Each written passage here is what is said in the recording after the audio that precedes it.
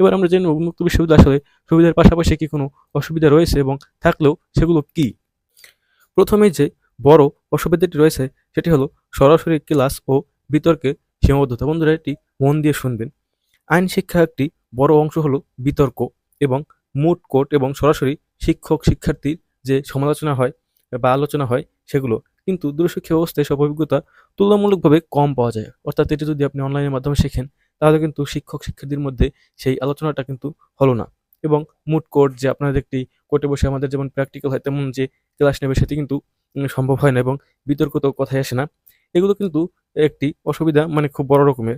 এরপরে আছে আত্মশৃঙ্খলার উপর অতিরিক্ত নির্ভরশীলতা। এটি কিন্তু একটি গুরুত্বপূর্ণ ব্যাপার।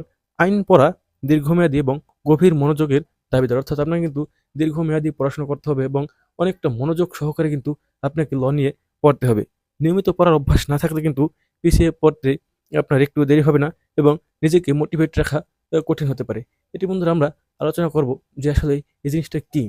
আপনি যেহেতু ধরেন দূরে থেকে অনলাইনে ক্লাস করলেন, বা আপনি একজন চাকরিজীবী, আপনি ক্লাসে অনুপস্থিত থাকলেন, তো সেক্ষেত্রে কিন্তু অন্যান্য পাবলিক বিশ্ববিদ্যালয়ের স্টুডেন্টরা কিন্তু আপনারা সপ্তাহে তারা অধিকাংশ দিনেই ক্লাস করে এবং পড়াশোনায় বেশি মনোযোগ দেয়। তো কিন্তু আপনি কিন্তু সেগুলো দিচ্ছেন না। কিন্তু পরীক্ষার ক্ষেত্রে কিন্তু আপনি এবং সে কিন্তু সমান। তো সেক্ষেত্রে আপনি কিন্তু তাদের থেকে অনেকটা পিছিয়ে যাবেন। তো এটি একটি আলোচনার বিষয়। এরপর রয়েছে নেটওয়ার্কিং সীমিত।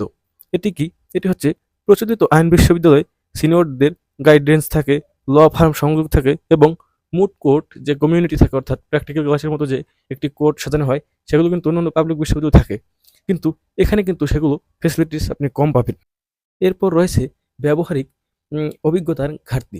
বন্ধুরা আইন পেশায় কিন্তু বাস্তব অভিজ্ঞতা অত্যন্ত গুরুত্বপূর্ণ।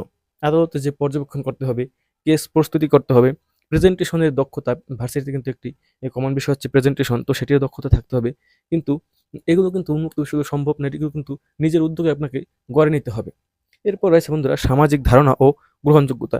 কিছু কিছু ক্ষেত্রে এখনো প্রচলিত বিশ্ববিদ্যালয়ের ডিগ্রি কিন্তু প্রাধান্য দেওয়া হয়, সেক্ষেত্রে কিন্তু উন্মুক্ত বিশ্ববিদ্যালয়ের ডিগ্রি একটু কম ভ্যালুয়েবল, সেটি কিন্তু আপনারা বুঝতেই পারছেন।